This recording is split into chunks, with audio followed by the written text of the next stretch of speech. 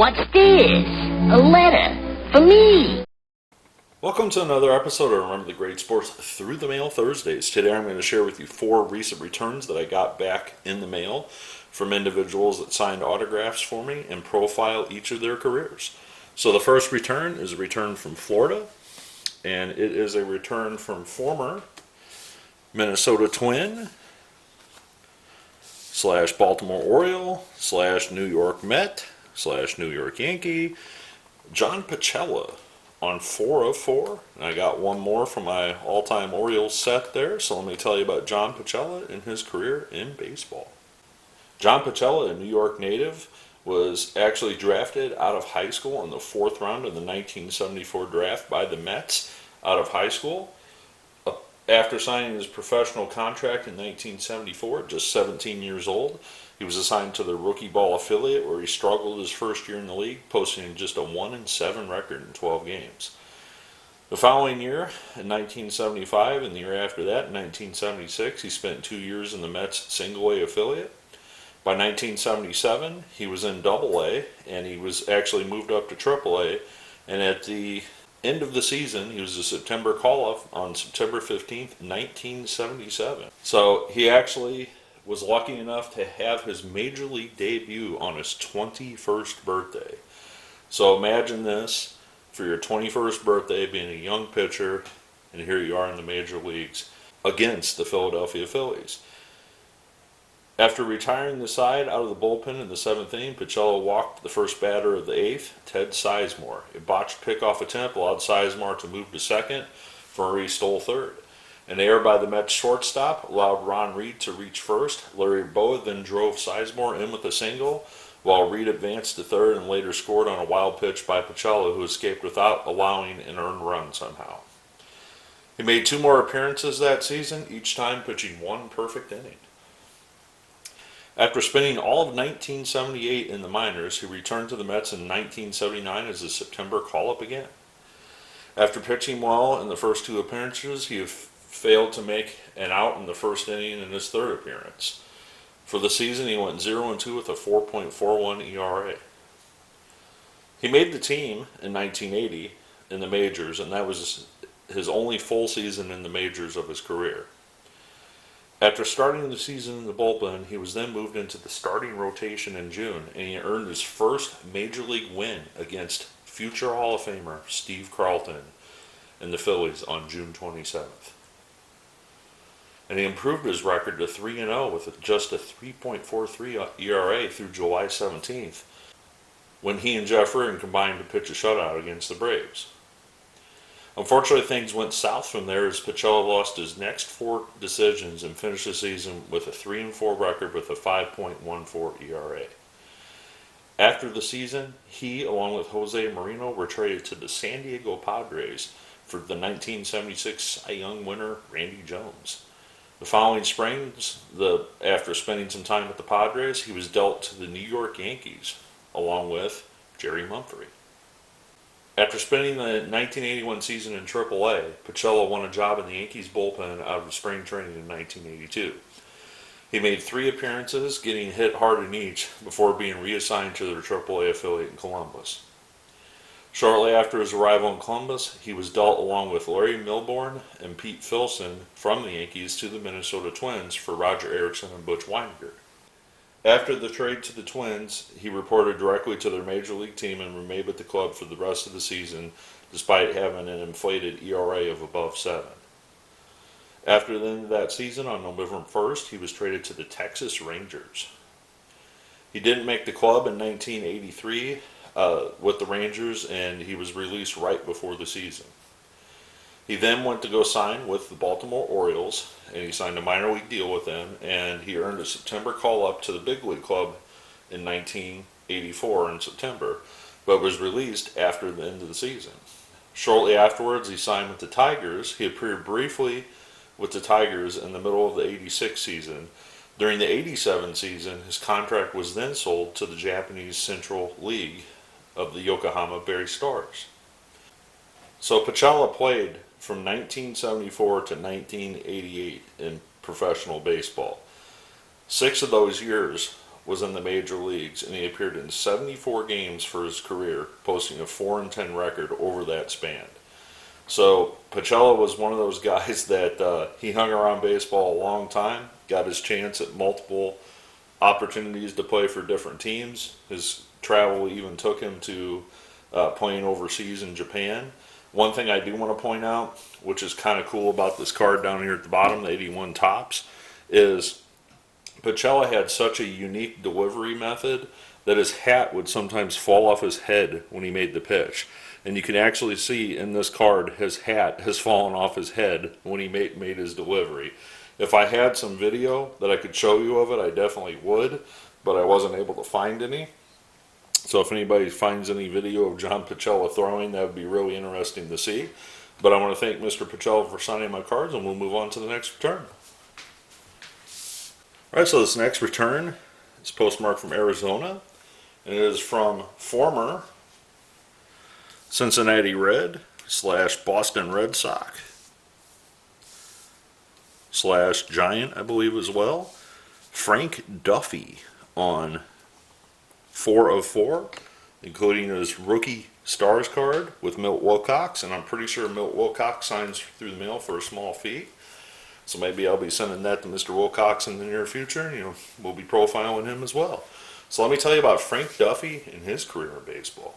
Frank Duffy, a California native, was actually drafted by the Atlanta Braves out of high school in 1966, but chose not to sign, and instead was drafted in the 1967 draft in the first round of the secondary phase by the Cincinnati Reds out of Stanford University. Well, after his draft from Stanford, he played very briefly in 1967 in 9 games for the Reds rookie ball affiliate. In 1968, they moved him up to Double-A, where he appeared in 93 games for the Reds that year, playing infield. The next year in 1969, he moved up to Triple-A, appeared in 107 games, posted a .261 batting average for their Triple-A affiliate. In 1970, he started the year in Triple-A. However, he got a September call-up, and on September 4th, 1970, he got 2 at-bats in his major league debut at the age of 23 years old. He would have finished the year in 1970 with the Reds. He would start the season in 1971 with the Reds.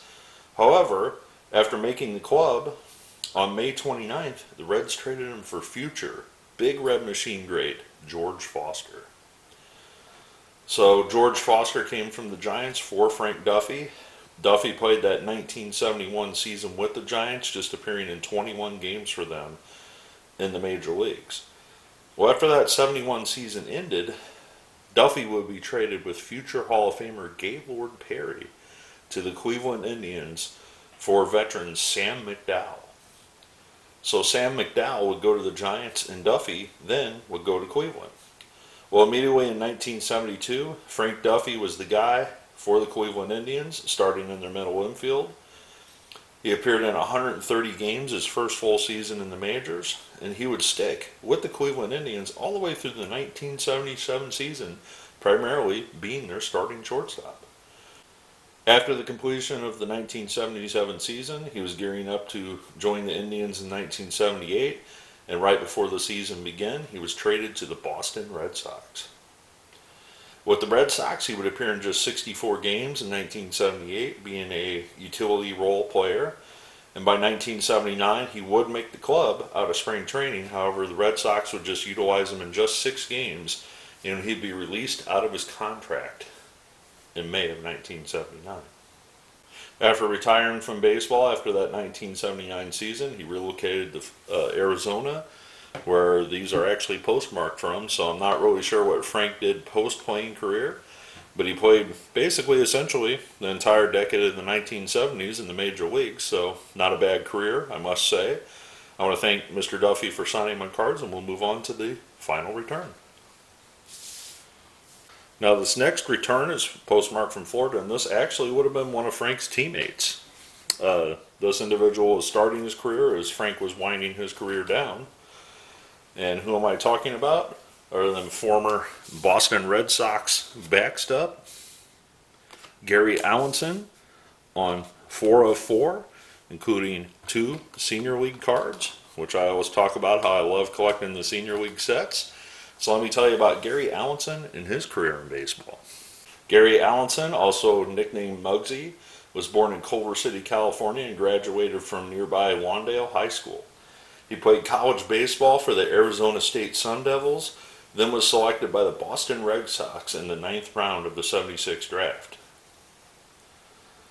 He spent a couple seasons in the minor leagues, but in 1978, his 3rd season in pro ball, he was named the International League's All-Star catcher as he posted a .299 batting average, hit 20 home runs in 133 games, and also was the MVP of the International League that year as well.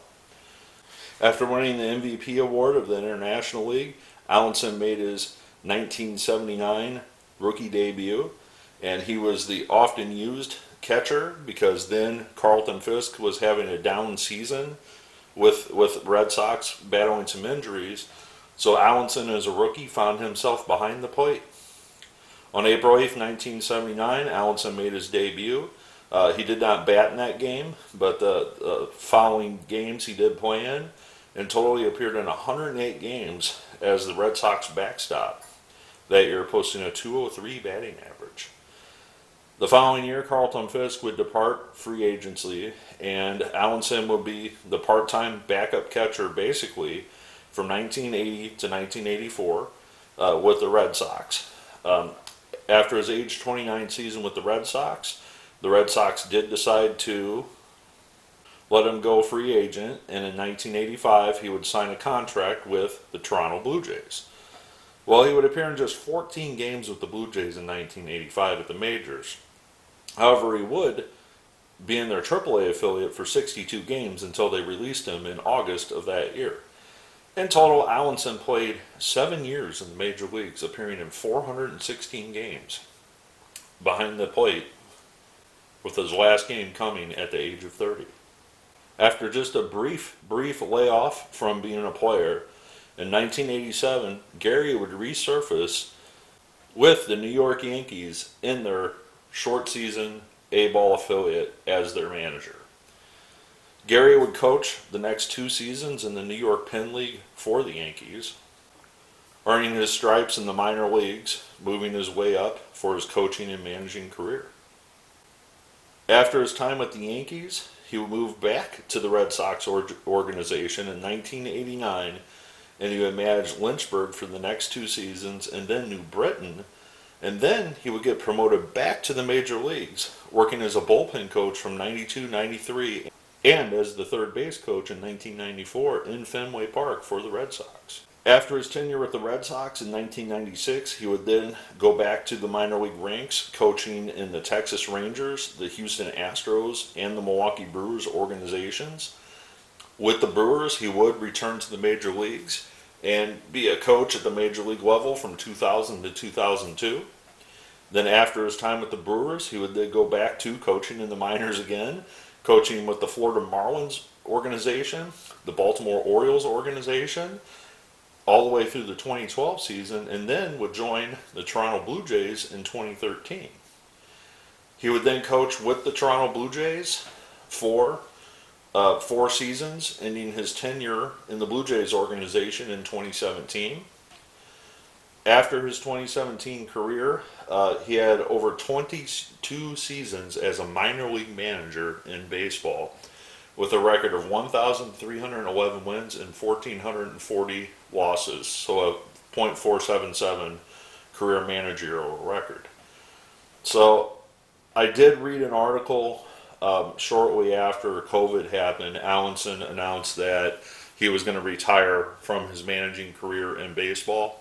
I'm not really sure if he does some spring training stuff still to this day, but he's basically enjoying the retired life in Florida, from what I can tell. But this is one of those guys that was so lucky to have the opportunity to play baseball at every level, high school, college, minor leagues, professionally.